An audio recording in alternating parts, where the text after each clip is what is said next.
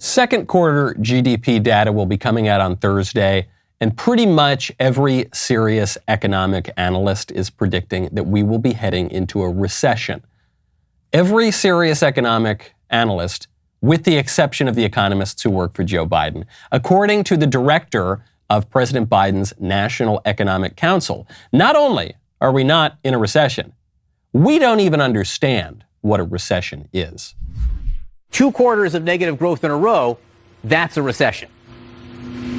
Right, and certainly in terms of the technical definition, it's not a recession. The technical definition considers a much broader spectrum of data points. But in practical terms, what matters to the American people is whether they have a little economic breathing room, they have more job opportunities, their wages are going up. That has been Joe Biden's focus since coming into office. He has had a view of the economy that we need to look to build from the bottom up and middle out. And what that means is that typical working class people in this country have had trouble affording things for years. He is focused on building a strong, durable economic recovery here. We have real global challenges here in the short term. We've got to navigate our way through them, but we have to do so without giving up all our economic gains. That's going to be our focus. And I think that we need to train that focus on that rather than on sort of technical debates about backward-looking data. So the consumer confidence numbers are going to come out as well, and consumer confidence has been fairly dismal. Those numbers have just been flat out bad. I love that line at the end there. Oh yeah, okay man, but it's all pretty dismal and bad, right? Even the CNN guy has to admit that. Even the CNN guy can't lie about it. But the White House economist is insisting that 2 quarters down in GDP is not technically a recession. So I thought, okay, this is a debate over the definition of a word. So let's just look it up in the dictionary and see what the definition is. Pulled up my little Google. I typed in recession definition. Here's what I got.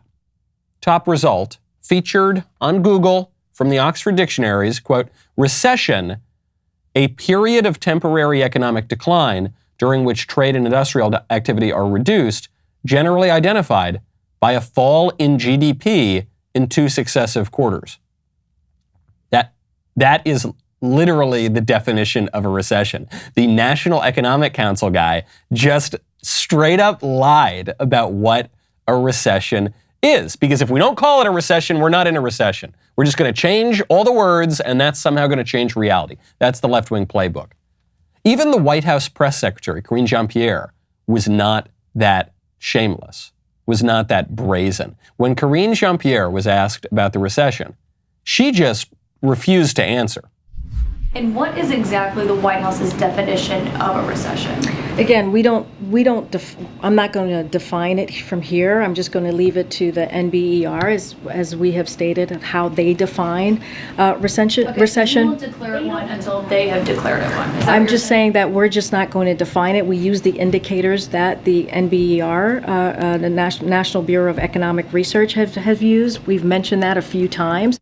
We're not going to define it. Yeah, you're not going to define it because by the definition of a recession, we are in one, and you don't want to admit that. I can't help but notice that when things are going well, the White House doesn't have any problem defining basic economic terms. This White House has not had very much good news, but on the few occasions they have, for instance, they let people go back to work. It was kind of artificial, but people weren't allowed to go to work. Then the White House lets people go back to work. Obviously, this is going to cause an uptick in the economic numbers. Well, the White House sure knew what the terms were then. They used terms like growth. They used terms like job creation. They knew all those terms then. But now that we're headed into a recession, that we're in a recession, all of a sudden, I don't know, who's to say? What's recession, man? What do words mean, man? What if the color I see is blue, you see is green? You know what I'm saying, man? Not to be outdone, the Treasury Secretary, Janet Yellen, achieved the finest Orwellian wordsmithing of all. Janet Yellen explained that we're in something, but it's not a recession. It's more of a transition. This is not an economy that's in recession, but we're in a period of transition in which growth is slowing, and that's necessary and appropriate. Necessary and appropriate. You see, it's a good thing. It's a good thing that you can't afford food and gas. It's a good thing that the economy is declining. Now, it's not a slowing of growth, by the way, which is what she said. We're talking about an actual economic decline. The numbers are not going up, but slowly. They're going down. So what she said also is not true. It's not a recession. It's a transition. It's a transit. We're transing the kids. We're transing the bathrooms. And now we're transing the economy. And the results of that are exactly as destructive as you might expect. I'm Michael Knowles. This is The Michael Knowles Show.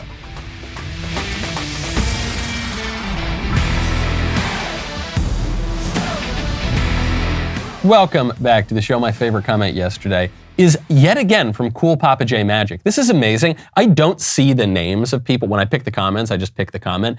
I must have picked Cool Papa J Magic 100 times on this show so far. That guy, very sharp guy. He writes, did you guys notice that they are starting to use the term young people instead of children? That is on purpose and will lead to levels of abuse we still have yet to see. Really good point. I actually had not noticed that. And I usually try to pay very close attention to the left's manipulation of words. Wrote a book on it called Speechless. I'm very interested in that. But it's so subtle, sometimes even I miss it, even when I'm looking out for it. That shift from children or toddlers or babies to young people is intended to blur the line between adults and children as they're pushing all this grooming, creepy sex stuff on the kids. It's amazing. When we're talking about babies, those aren't people. Those aren't, because babies are inconvenient for the left. But then when we're talking about really tiny little kids who obviously can't make their own sexual decisions, all of a sudden it's young people. They're going to be calling them young adults. Trans 25-year-olds, that's what they're going to be calling them. Things are going really haywire when you want to protect what's yours going into this crazy climate. You've got to go check out Alto IRA. Right now, go to altoira.com/Michael. You may already be investing in cryptocurrency, but did you know that you can trade Bitcoin, Ethereum, and over 80 other cryptocurrencies in a tax-advantaged IRA? With Alto Crypto IRA, you can avoid or defer the taxes when trading crypto, like Bitcoin, all those other coins that you like. Alto offers alternative investment opportunities such as private companies, crypto funds, real estate, venture capital, and more. Alto Crypto IRA in particular is a great way to start investing and trading in crypto with a tax-advantaged retirement account. Makes investing in crypto super duper easy. You create an account in just a few minutes. You invest with as little as $10.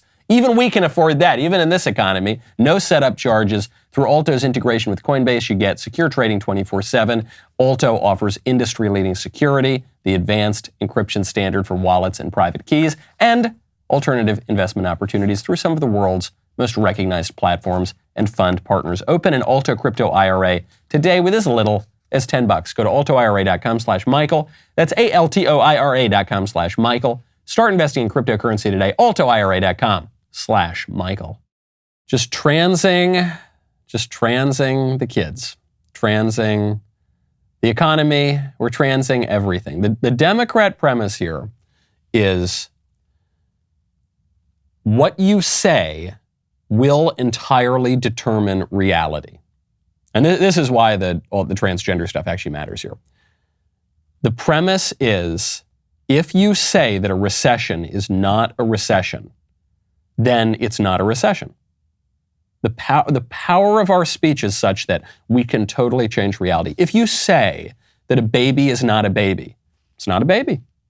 When we all talk about the royal baby, Prince William and his wife is pregnant, they're about to have the royal baby. We all talk about the royal baby. We don't talk about the royal fetus or the royal embryo or the royal zygote or whatever, because that baby is wanted. And so we talk about him honestly like he's a baby. But when we talk about some woman who maybe doesn't want a baby, we say, oh, it's not a baby. It's not a baby unless you want it. Whatever we say, that's what determines it. You had a little boy, but maybe some perverted parent wanted a little girl, actually. And so they push the child into the transgender ideology. Well, okay, you can have a little girl. Just call him a little girl. Put him in a dress. He's a little girl. That's easy. No, we don't need to worry about reality. We can just change it with our language. And that's what parents are doing. There's a TikTok that just went viral. I think I've got to block TikTok except that it's so funny in a really dark, sad way. TikTok is very funny. There are some parents who just went viral because they held a gender reveal party. Not a gender reveal party for their baby, a gender reveal party for their toddler because the toddler apparently is transgender. What are you waiting for?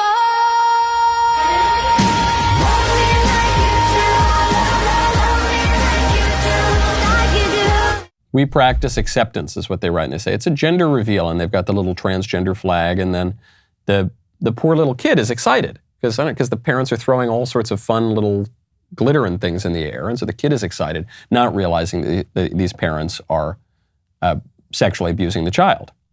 Why are the parents doing this? I don't know, because they're sickos. Maybe it's satire. Maybe I don't know that it's satire. The line between satire and reality is pretty blurred these days. I don't think it's satire. It'd be kind of weird to subject your kid to this in public if it were just a big joke or you were making just some political point about how transgenderism's crazy. So I think they're doing it for real, and they're doing it for clout. That's one of the reasons that parents are pushed to trans their kids, is because that's the new hip cool thing to do, and that makes you really cutting edge and avant-garde and liberal and socially acceptable. So that's one of the social impetuses for doing this. They are getting clout. They are going to get lots of likes, and they are going to go viral, and it's going to give that mother all of the attention she's always craved. And so that will happen. But why is the culture giving the parents this clout? It doesn't just end with the culture. Okay, I know we're so fond of saying politics is downstream of culture, and we've said it on the right for 10 or 15 years, but there's more to the story than that. Culture is also downstream of politics. So one of the reasons why this is being encouraged and promoted is because we now have laws in place that encourage people to trans their kids. We now have laws and regulations in place where if you don't trans your kids, you can be in trouble. You can be accused of child abuse or neglect. We have laws and rules in place where teachers and other ministers of the state can trans your kid without your knowledge. We now have laws in place going all the way up to the Civil Rights Act that have legal protections for gender identity. They are enshrining in law this idea of transgenderism. So the law, the politics, not just the culture, but the politics and the government and the law are creating incentives for transgenderism and are punishing people for upholding the traditional and correct view of sex and gender. And so that's something else that is pushing the culture in this direction. Is it any wonder that in this moment, you are seeing a major political reaction from the right? And the name of that political reaction, the name that the left is putting on that political reaction, the big political fight that we're heading into, even if we're not quite in it yet, is over Christian nationalism. Now, when you want to protect the assets that are yours heading into tempestuous moments, you got to go check out Birch Gold. Right now, text Knowles to 989898. The latest inflation numbers are in. They're not good. We are now at a 40-year high. It's 9.1%. Thanks to this genius administration, our nation's authorities are openly admitting at this point that they completely missed the flashing red lights of inflation and this administration's failed economic policy. Quote, "I was wrong about the path inflation would take." That's not a quote from me. I was not wrong. I was right. But the Treasury Secretary, Janet Yellen, was wrong, and she admitted it. Quote, "There have been unanticipated and large shocks to the economy that have boosted energy and food prices and supply bottlenecks that have affected our economy badly that at the time I didn't fully understand." We fully understood it, or largely understood it. This administration did not. Okay, you can't trust these so-called authorities when it comes to economic policy. That's why you should invest at least some of your money in gold and silver with Birch Gold Group. You can diversify your 401k or IRA into physical gold. It's not too late. Best time to do it is yesterday. Second best time to do it is today. Text Knowles, Knowles, to 989898. Get a free info kit on diversifying and protecting your savings with precious metals. Birch Gold Group has an A+ rating with the Better Business Bureau, countless 5-star reviews, thousands of satisfied customers. Text Knowles to 989898 and get real advice from Birch Gold today. Knowles, Knowles, text it to 989898. Claim your free no-obligation info kit on protecting your savings with gold. Against the backdrop of gender reveal parties for your 2-year-old when you pretend the little girl's a little boy or vice versa, against the backdrop of drag queen story hour for toddlers, against the backdrop of all of this, you have right-wingers coming out that those kooky, crazy, awful, radical right-wingers, Marjorie Taylor Greene, oh, the worst, most right-wing, awful person of them all. And she's saying, oh gosh, can I even utter this phrase? It's the scariest phrase in politics, according to CNN. Marjorie Taylor Greene is saying, whatever that stuff is, I'm not that. In fact, I'm a Christian nationalist. I believe in accountability, and I believe in not just saying something, but following through on it. And I believe that Republicans need to prove to the American people that we are the party of American nationalism and Christian nationalism. I'm a Christian. I have no problem saying I'm a Christian nationalist.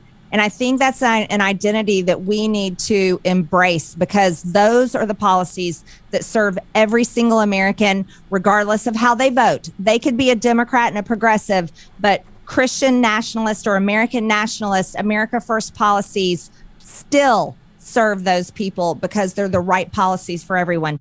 A Christian nationalist, and it's coming from Marjorie Taylor Greene, who is this conservative member of Congress that the Libs have really focused on. They really, really hate this woman.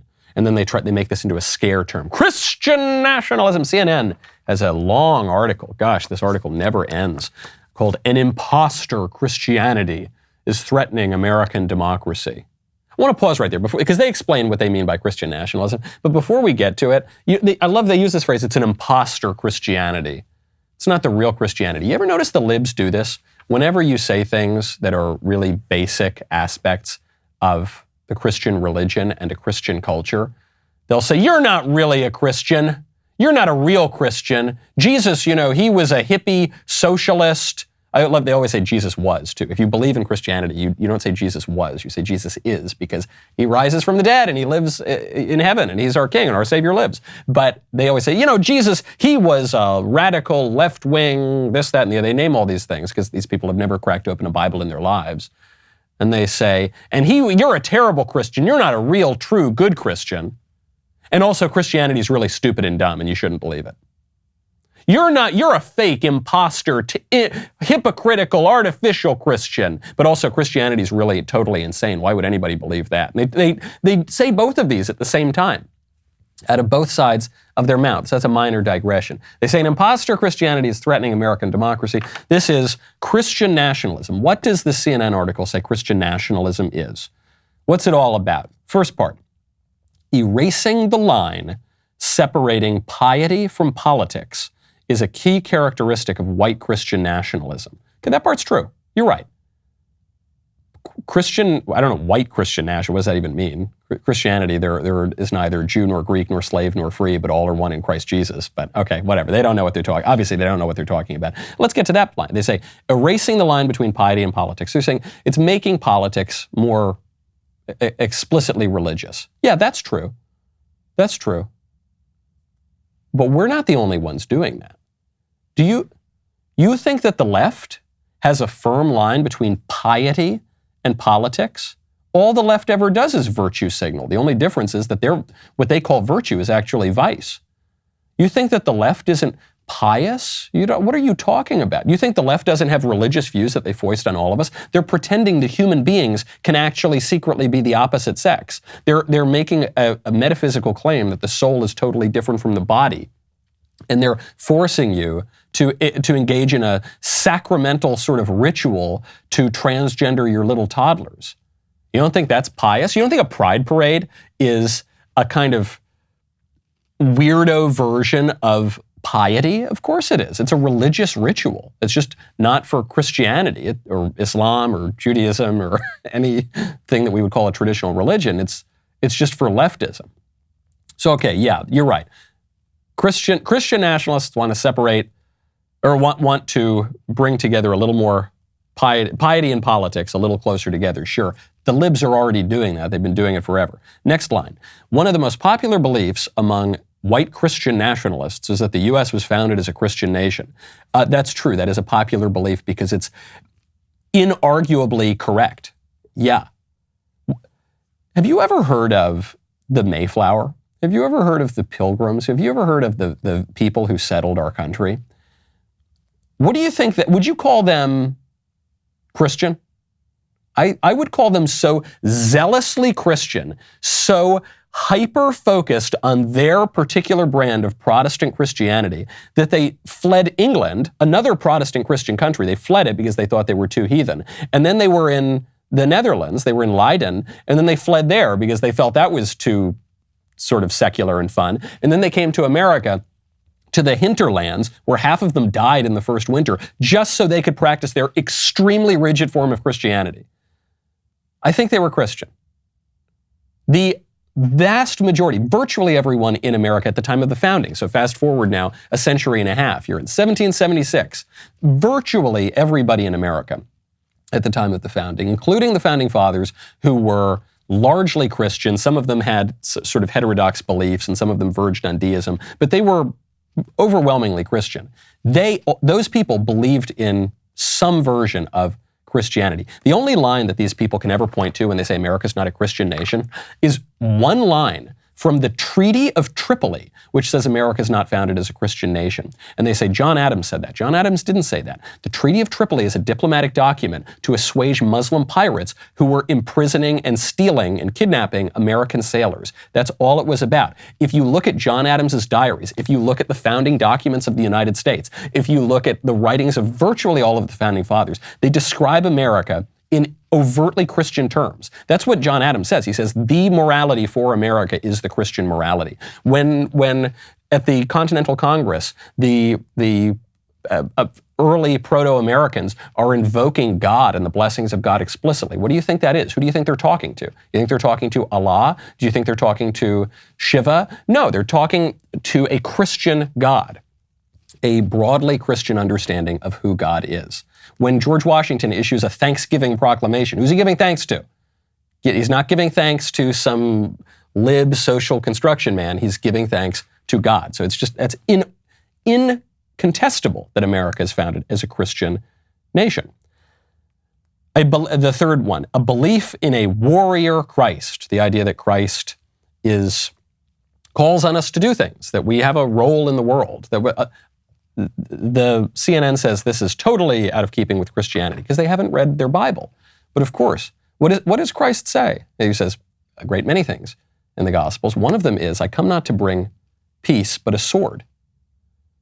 One of them is to establish a church and go out and preach to all of the nations. The way that the church understands itself is in 3 states. Traditionally, this is how the church understands itself, as the church penitent and the church triumphant and the church militant. You might have heard that phrase before, church militant. That means the church on earth. The church penitent is the church in purgatory, the church triumphant is the church in heaven, and the church militant is the church here on earth. The entire Bible is infused with language about spiritual warfare, spiritual combat. That is a combat. And then finally they say, Christian nationalism is a threat to democracy. And that's my favorite line. This is my favorite line of all, because the libs do this all the time. Whenever the people vote against their preferences, they say it's a threat to democracy, which is, of course, nonsensical. If most people are voting for a thing, that can't be a threat to democracy. They say when people vote for Trump, oh no, it's a threat to democracy. The people elected Trump, you can't have that. It's not just in America. In Hungary, when the people elect Viktor Orban, who's a right-wing leader there, this is a threat to democracy. The people have voted for this thing and now they've got that form of government. What a threat to democracy. Bolsonaro down in Brazil, another right-wing leader. The people elected a right-winger. This is a threat to democracy. No, it's a threat to liberalism. That's what they mean. When they say democracy, they mean liberalism or progressivism or leftism, all of which are increasingly unpopular. And so the libs are really upset about this, and they are lying, or they're just ignorant, and they're pretending that threatens democracy. The reason Christian nationalism is the term here, the scare term, it's why they're going after Marjorie Taylor Greene, it's why they're going after all these conservatives, and specifically Christian nationalism, is because it's the opposite of leftist globalism. Nationalism is the opposite of globalism. Christianity is the opposite of leftism. I'm not even making this as a cheap shot. The term the left comes from the French Revolution, when people who sat on the left of the National Assembly opposed the church. The people who opposed the church sat on the left. The people who defended the church and the state, they sat on the right. So they're just opposites. They're saying, when they call you a Christian nationalist, they're saying, you oppose our leftist globalism. And on that charge, my friends, guilty. I plead guilty. Now, someday, when we're thinking about eschatological language here, when we're thinking about the end of the world, you are going to die. That's why you need a will. That's why you got to go check out Epic Will. 100% of people who skydive will die. 100% of people who get in a car will die. 100% of people who take a breath of oxygen will die at some point. Okay, no one here gets out alive. That's why you've got to take care of your affairs. It's why you need a will. A will is not about you, or it's not just about you, or it's not mostly about you. It's about your loved ones. It's about your stuff. It's about who's going to make difficult decisions if something happens to you. Do yourself a favor, do your family a favor. Make those decisions now so that they don't have to face them later without you. Go to epicwill.com, use promo code Knowles, K-N-O-W-L-E-S, save 10% on Epic Will's complete will package. Epic Will can set you up with a will in as little as 5 minutes, which is unbelievable. It's incredibly easy, well worth the $119 that it takes to secure your family's future fast. Without a will, you may as well wrap up all your money and your assets and your kids and hand them over to bad guys who don't like you very much. No matter where you're at in life, you need to have a will. Go to epicwill.com. Use my code Knowles, K-N-O-W-L-E-S, today. This is the moment in the show where in the years past, I would have read you an ad for Harry's razors. You remember Harry's? I would have said, hey, you millions of listeners out there, I love Harry's. Go out and buy a Harry's, right? But I'm not going to do that because I don't love Harry's. I hate Harry's. If you don't know the story, you certainly should. Harry's used to advertise on our shows until someone around here, I don't know, was it? Oh, yes, it was me, said that boys are boys and girls are girls. And this was too much for Harry's. So Harry's pulled their ads due to values misalignment, quote unquote. Well, we're not going to promote products that hate your values. And so we did the only thing that makes sense. We launched our own razor company, Jeremy's Razors. Every Jeremy's Razors kit comes with a premium razor, 2 sets of blades, shaving cream, and aftershave balm. It's a beautiful thing to behold. Over 70,000 kits have shipped already, not been ordered, have shipped. So instead of telling you that I'm a big fan of Harry's, love Harry's, I'm here to tell you about the thousands of ex-Harry's users who have thrown their razors in the trash and switched to Jeremy's. Do not go to harrys.com. Go to ihateharrys.com. Get your Jeremy's Razors Founders Kit. It's time to stop giving your money to woke corporations that hate you. Give it to Jeremy instead. We'll be right back with a lot more.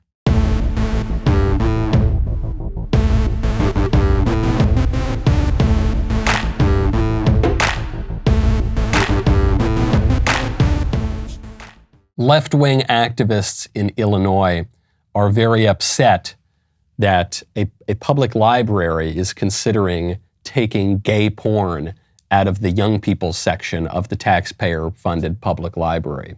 The Libs are very upset. How dare you consider taking gay porn out of the libraries? Here's what they say in their own words. I am not upset by these books, and I don't understand how they would be. So I looked it up online to see what people could be complaining about because I have read the books. And some people claim they're porno. So they're either mad because it's porn or because it's LGBTQIA porn. And if this upsets you, you're really against porn or you're homophobic. Are you going to try to ban straight romance novels too and have no straight porn in the library? If you read the book, and I have 3 times, I strongly encourage people who are experiencing conflict to please give genderqueer a try. It is not pornography. I have seen a great many things in my life as a librarian at various bookselling stalls. This is not an erotic adventure in any way, shape, or form. It is a true expression of what this person felt to be their life. It might be a true expression of what this pervert author thought to be his or her life, sure, but it is pornography. It is. And if you were watching that clip instead of listening to this on your podcast app or on the radio, you would have seen just some of the images from the book, which are pornography.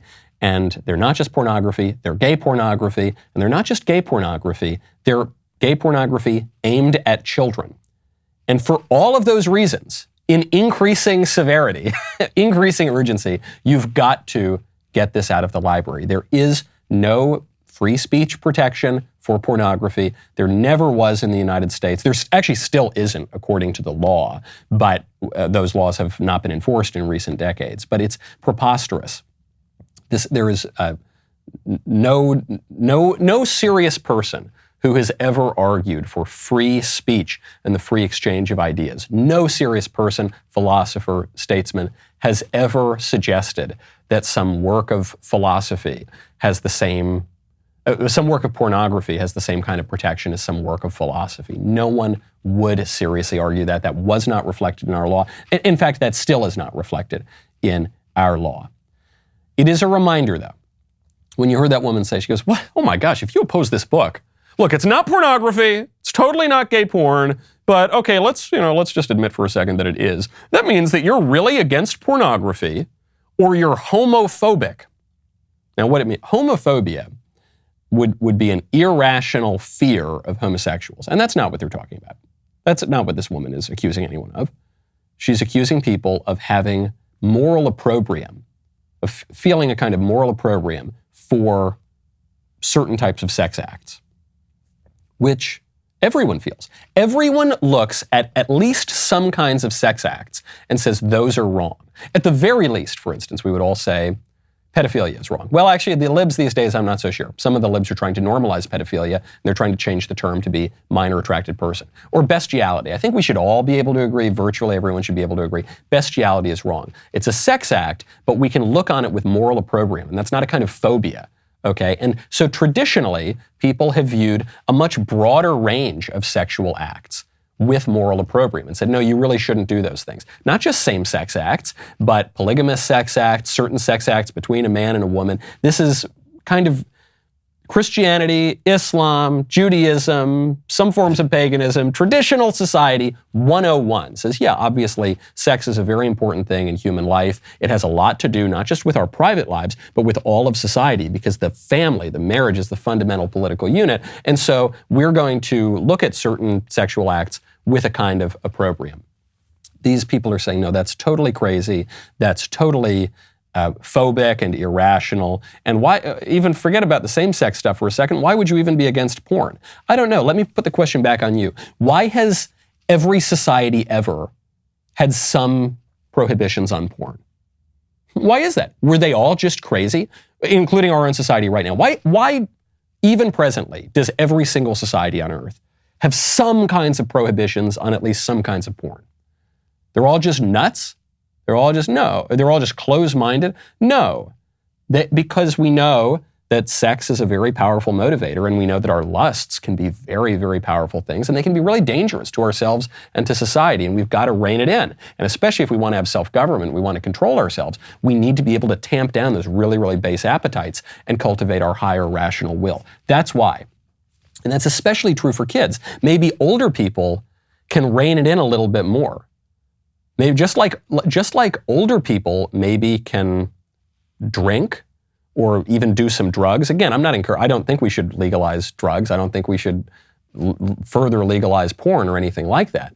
But certainly we would say an adult is a little more capable of dealing with that than a little kid. That's why we don't let kids drink. That's why we don't let kids do a whole lot of things. And certainly we shouldn't let kids look at porn in the libraries. Okay? And these people look at you and they say, you're crazy. They look at you and they say, your moral system is wrong. My moral system is right. Your Christian nationalism is awful. My leftist globalism is good. So what are those two? They're both making moral claims. What are the moral claims? Christian nationalism. No porn for little kids in the library. Leftist globalism. Trans the kids, trans the 2-year-olds, take the toddlers to Drag Queen Story Hour. You're going to have to live under one of those moral systems. Which one do you want? One of those political orders. Which one do you want to live under? Christian nationalism. Sure, if those are the choices, those look like the choices right now. Christian nationalism or leftist globalism. Any sane person, of any religious background, of any sexual desires, of any race, of any geography, any sane person would prefer to live under Christian nationalism than leftist globalism. And every single person will do better under Christian nationalism than they would under leftist globalism. This is why it's not just the fringe, radical Marjorie Taylor Greenes. They really hate Marjorie Taylor Greene. But it's not just her. It's not just some members of the House of Representatives. Even the most mainstream kinds of executive, governor, national level conservatives, Ron DeSantis. It's really hard to call Ron DeSantis a fringe, crazy figure. Ron DeSantis is using the exact kind of language. This is from a couple of months ago. Ron DeSantis was at a rally. He called on people to put on the armor of God. Gird your loins for battle. Gird your loins, We are going to fight. That's right. You put on the full armor of God.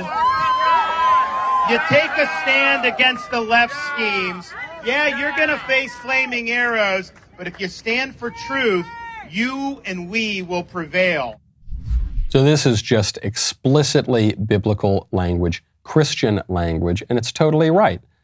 Which, let's say you had two politicians giving speeches. They get into a time machine.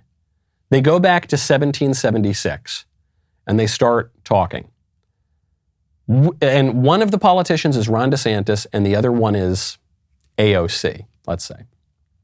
Okay, the Libs right now are saying that Christian nationalism is completely out of touch with the American tradition. It's a total perversion of America. The founders wouldn't have liked this, and this was totally unnatural to the American way of life.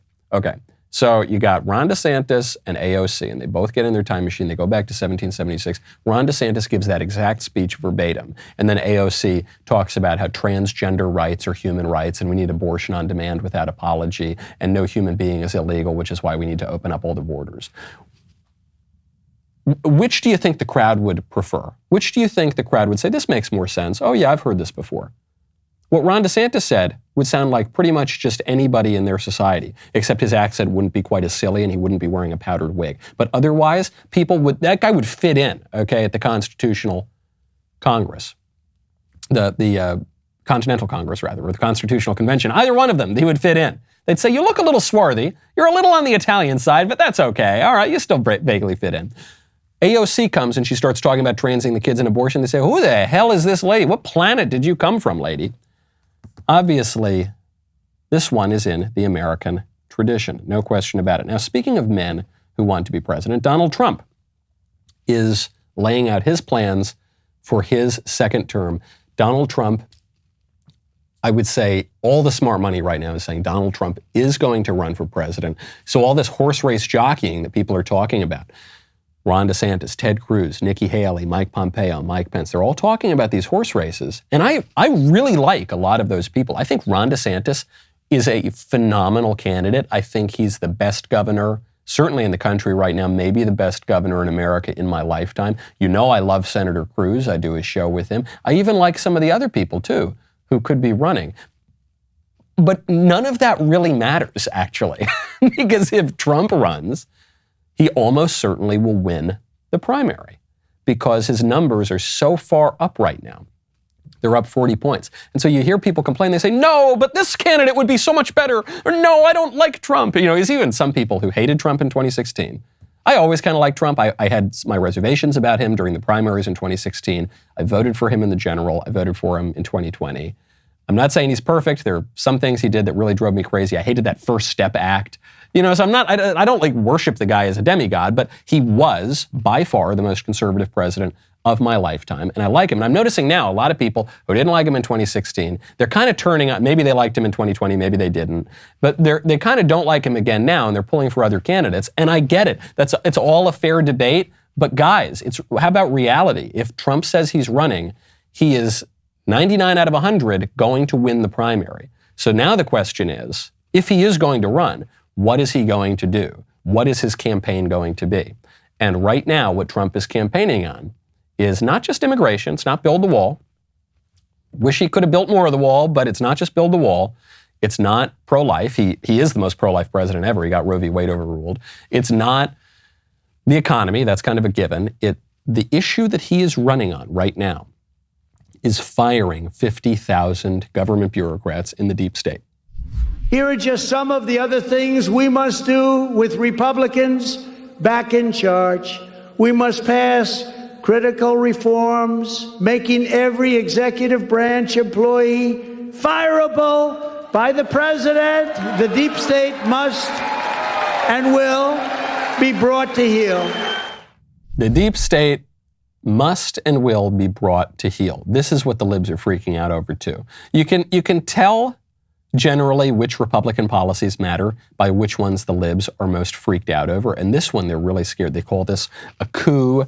They call this a radical plan for Trump's second term. I mentioned it at the very end of the show yesterday. But what Trump is talking about here is something called Schedule F. And it's a bureaucratic measure to change the way that employees work in the federal government and to change what kind of employment protections they have. Generally speaking, when any president comes into office, they switch over something like 4,000 members of the federal bureaucracy. And it's usually those top-level guys. The top-level guys and the people just below the top-level guys. Federal bureaucracy is something like 2 million people. So you change out 4,000 people, that's nothing. You haven't changed anything. And so the elected guys come in, they put their guys at the very tippy top of the bureaucracy. But all those career people, they know they're going to be there a lot longer than the elected people or the appointed people. And so they don't really have to do anything. When Democrats get elected, this doesn't matter because the federal bureaucracy is overwhelmingly left-wing. So the machinery of government generally works when it's the libs in charge. But when the Republicans come in, especially if we're talking about conservative Republicans, not just the squishy people, but the ones who actually want to change something, nothing's going to get done because the federal bureaucracy is going to be sitting there. They're going to say, oh, that guy at the top told me to do something. Okay. Going to drag my feet for about 4 years and you're gone. Okay, bye. All right, back to normal. Never mind. And there's no consequence because they have really strong employment protections. So what Trump is proposing is firing 50,000 members of the federal bureaucracy. Now we're talking. Now we're making a start here. And the libs are saying this is a threat to democracy. Can you imagine? Can you imagine? There is something called the federal bureaucracy, which is completely unaccountable to the American people. The American people express their desires through elections, and the federal bureaucracy says, cool, pound sand, we don't care. Very anti-democratic. Then Trump comes in and he says, I propose that presidents should have more power to fire these bureaucrats who are the ones actually making and enforcing policy so that the way that the government operates actually reflects the will of the people. Very pro-democracy. It's a big pro-democracy reform. What do the libs say? They say, well, this is a threat to American democracy because they don't mean American democracy.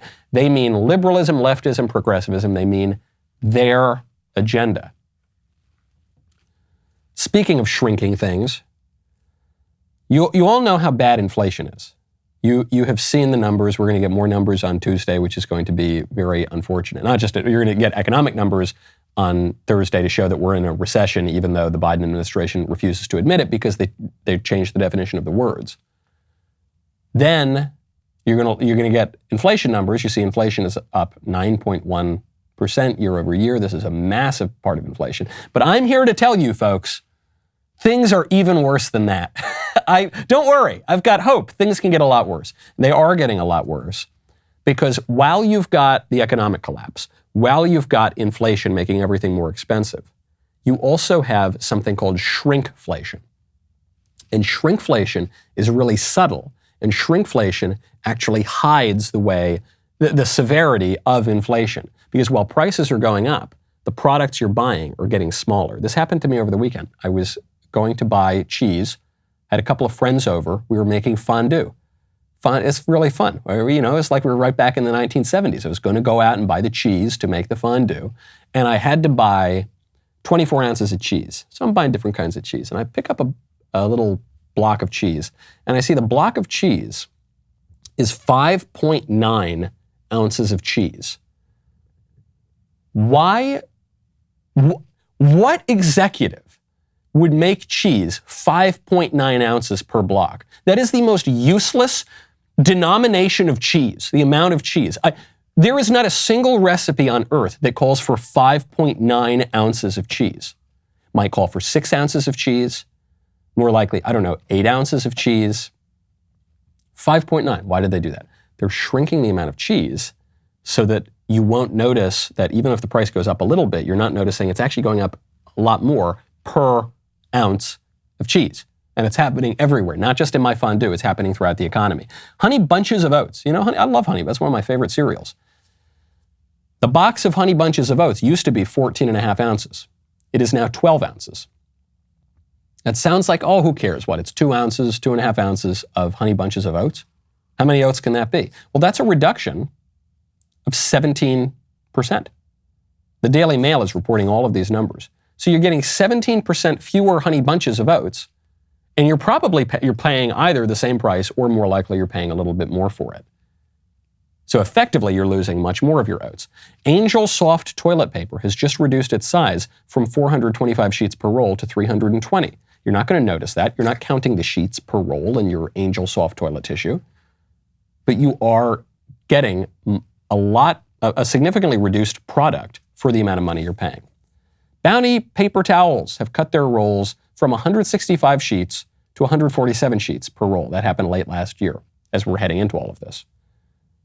You can't notice that. Why? Why would they do that? There's no argument from the product standpoint to reduce it to 147 sheets. They didn't discover 147 sheets. That's the ideal number of sheets per Bounty paper towel. No, they did it to save money and to deceive you because they got to try to cut corners somewhere. Gatorade is down. Bottle used to be 32 ounces. Now it's 28 ounces. Folgers coffee, the canister used to be 51 ounces. Now it's 43.5 ounces. The inflation is even worse than it seems. Speaking of consumption, speaking of things getting worse, there is a story that was going all around the internet. Where is it? Here it is. It's from the New York Times. And a lot of conservatives were freaking out over this. It's called A Taste for Cannibalism.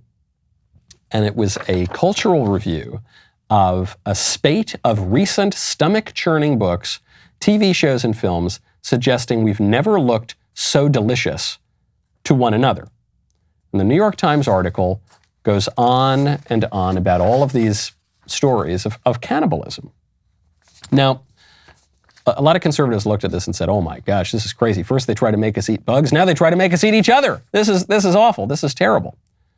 But here's one paragraph that I really wanted to focus in on, because I have an unpopular take on this. I really liked the article, and I think they're correct. I think the New York Times, it stopped clock twice a day. The New York Times is observing a cultural trend, and they're even correct in a kind of left-wing critique they're making in the article. They're saying the cannibalism movies and books, it's not really about wanting to eat other people. There might be a little bit of that there, but there might be, listen, we've got a lot of sexual perversion in this country. They've probably got a little bit of that there. But it's more a comment on society and how we relate to one another.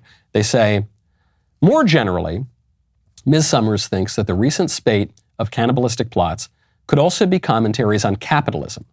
Cannibalism is about consumption, and it's about churning up from the inside in order to exist. Burnout is essentially over-consuming yourself, your own energy, your own will to survive, your sleep schedule, your eating schedule, your body. This is kind of a stupid point, but there's a little kernel of truth there. Some people have pointed out that the cannibalism stuff is probably about communism, because under communism, you don't have any food. So you have to eat each other. Like someone whose plane crashes in the Andes, you have to eat people. But I think they make a good point here on capitalism. And you've got to remember, I know conservatives reflexively defend capitalism. Capitalism is a word that was popularized by Karl Marx. Okay, when we talk about capitalism, we're using kind of Marxist terminology, actually. I don't consider myself a capitalist. My ideology is capitalism. No, I love private property. I love entrepreneurship. I love hard work. I love all that stuff. I like producing more material goods to help people. But I don't like capitalism. Capitalism is just a materialist ideology like any other that says that man is just made to consume and get a lot of stuff, and at the worst end of it, worship mammon and consume our fellow man. We don't view them as men made in the image of God. We just view them as cogs in a machine to make more crap. So I don't like that side of it at all. I would consider what would be a good term? I don't know, you might say Christian nationalist. I don't know. I consider myself a Christian, an American, a conservative, and so I like the fruits of private industry. But as a means to an end. There is more here as well. And at the very worst side of capitalism, or really call it liberalism, or whatever ism you want to use, we stop viewing human beings as fellow men. We start viewing them as just things that can be useful to us, to produce more, to work more for our sexual pleasure, for whatever purpose we find ourselves. We start to consume one another. We start to view each other. Oh my gosh, the abortion regime. I totally see abortion here in this cannibal culture, where a mother says, I'm just going to devour my own child because I want to serve my own ends of my career, or more money, or more personal choice, or I get to go to brunch more frequently, or I get to go to the club, or whatever. That is a really bad thing. And that is, maybe the word capitalism isn't the right word here. Maybe we should just call it modernity. Maybe we should call it leftism, leftist globalism, whatever. All I know is, whatever that culture is, I don't like it. I don't want it. I think the Times is observing something that's real. I'm observing it myself, and I don't like it. We need an alternative. And whatever you want to call that alternative, people are calling it Christian nationalism. I think that's as good a term as any. Whatever that alternative is, that's what we have to defend. We have to stop accepting the premises of the left. We need to stop being engaged in this fight over the very same premises of leftist globalism and just following them down the road to perdition off a cliff. I'll keep mixing metaphors. We need to offer not just Democrat light, I talked about this yesterday, not just Democrat policies from 10 years ago. We need to offer a clear alternative, of a choice, not an echo. I'm Michael Knowles. This is The Michael Knowles Show. See you tomorrow.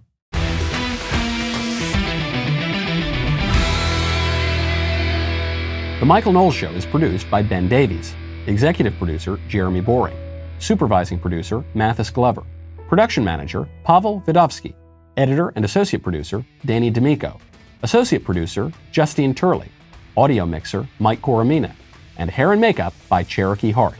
The Michael Knowles Show is a Daily Wire production, copyright Daily Wire 2022. On the Matt Walsh Show, we talk about the things that matter, real issues that affect you, your family, our country, not just politics, but culture, faith, current events, all the fundamentals. If they matter to you, come check out the show.